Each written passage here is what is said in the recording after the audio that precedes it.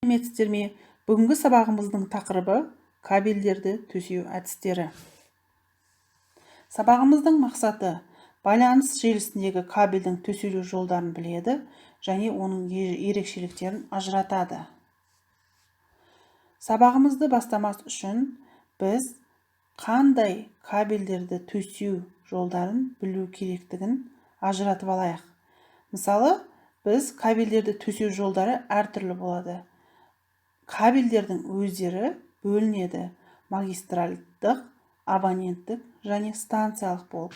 Яғни, бүгінгі біздің тақырыбымызда магистральдық кабельдерді төсеу жолдарын қарастырамыз.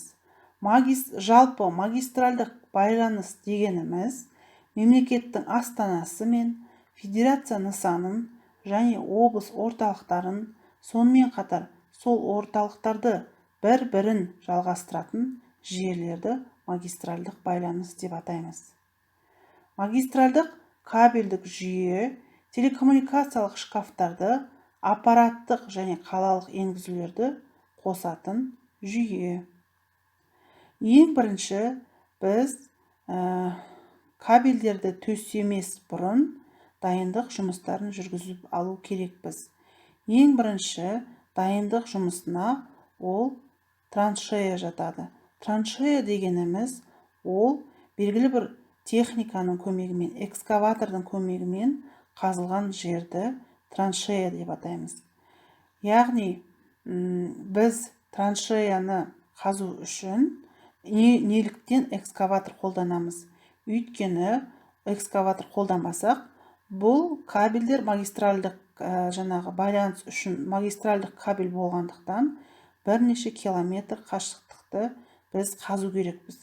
Сондықтан оны уақытты үнемдеу үшін және қолайлы болу үшін арнайы техниканы қолданамыз. Ең бірінші, монтаждау орнына кабель арнайы барабандарда жеткізіледі. Барабандарды тиеу, түсіру үшін автокрандар пайдаланылуы тиіс. Кабельді жерге төсеу кезінде алдын ала жер жұмыстарын жүргізуге рұқсат рәсімделеді және кабель трассасын белгілеу орындалады. Кабельдік трасса мен басқа жер асты коммуникацияларын қиған кезде осы коммуникацияларды пайдаланатын ұйымдармен болашақ қиылысуларды келісу орындалады. Кабельді ашық төсеу кезінде кабельдік құрылыстар, өндірістік үй-жайлар және оларда орнатылған кабельдерге арналған тірек конструкциялары тексеріледі. Монтаж алдында барабандағы кабельді тексеру жүргізіледі. Кабельді тексеру нәтижелері бойынша тиісті акт жасалады. Яғни, біз кабельдерді төсемес үшін, жерді траншеяны қазбас үшін арнайы ұйымдармен біз келісу керекпіз. Яғни, рұқсат қағазын алу керекпіз. Ол жерде мысалы әртүрлі мекеменің кабельдері немесе трубалары жатуы мүмкін. Сондықтан біз рұқсат қағазын алып акт жасап алу керекпіз жерді қазбас үшін. Суретте көріп тұрғандарыңыздай, бұл жерде барабандар және барабандардың жанында экскаваторлар жүр. Неліктен экскаваторлар жүр? Өйткені бұл барабандар өте ауыр болып келеді. Яғни, бұл жерде бірнеше километрге тартылатын кабельдер, яғни магистральдық кабельдер оратылған.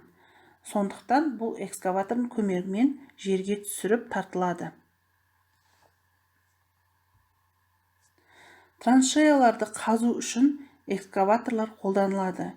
Неліктен экскаваторлар қолданылады? Өйткені, жаңа айтып өттім, бірнеше қашықтыққа, бірнеше километрға қазу керек болғандықтан экскаваторлар қолданылады. Бұл көбінесе магистральдық байланыс желісінде қолданылады. Егер де қаланың ішінде кішкене ғана жерді қазатын болса, онда адам өзі қаза береді.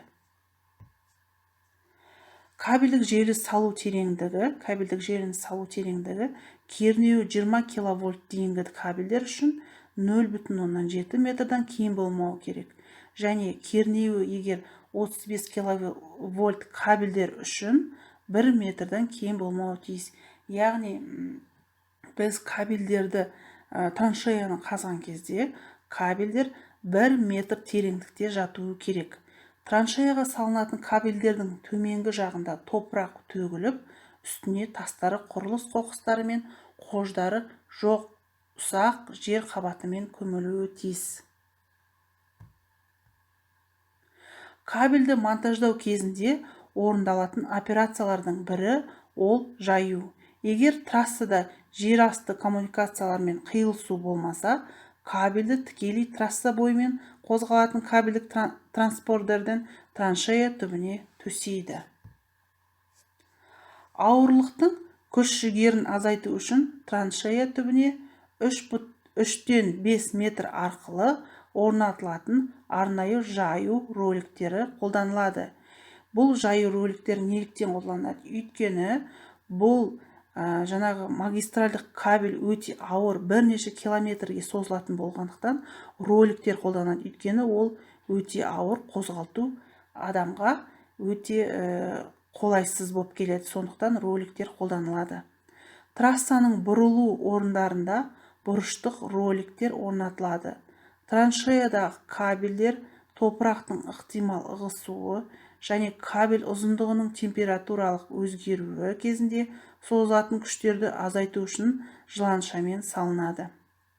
Кейіннен біріктіруге арналған ұштарда кабельдерді төсеу кезінде жалғастырушы муфтаны монтаждау үшін, сондай-ақ пайдалану кезінде муфтаны зақымдаған жағдайда қайта монтаждау мүмкіндігін қамтамасыз ету үшін қажетті 2 метрден кем емес артық қалдырылады. Яғни кабельді төсеу жолдары қалай қысқаша айтып өтетін болсақ, кабельді төсеу үшін ең бірінші траншея қазылады. Траншея ненің көмегімен қазылады? Экскаватордың көмегімен қазылады. Ол траншея қанша метр тереңдікте болу керек? 1 метр тереңдікте болу керек. Яғни траншеяны 1 метр тереңдікте қазып аламыз. Одан кейін кабельдің астына жұмсақ топырақ төсейміз. Неліктен жұмсақ топырақ төсейміз? Өйткені бұл кабельдер зақымданбас үшін. Жаңағы қазған кезде топырақтардың арасында тастар болуы мүмкін. Ол тастарды біз жаңағы экскаватордың көмегімен көмген кезде тас жаңағы кабельді зақымдап кетуі мүмкін. Сондықтан кабельді төсегеннен кейін астына және үстіне 30 сантиметрдай топырақ төселінеді. Содан кейін өзінің топырағын төсеп, жер бетіне 30 сантиметр қалған кезде жаңағы сары лента қолданыламыз. Сары лента бұл жерде сары лентада қазуға болмайды деген сөз жазылып тұрады. Ол жаңағы басқа да мекемелер жерді қазып келе жатқан кезде сары лентаны көргеннен кейін ары қарай қазбауы керек. Әйтпесе кабельдер зақымданады.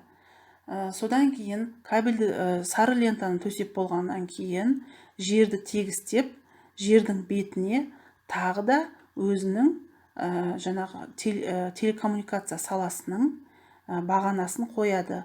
Ол бағанада телекоммуникацияның белгісі және қазуға болмайды деп жазылып тұрады.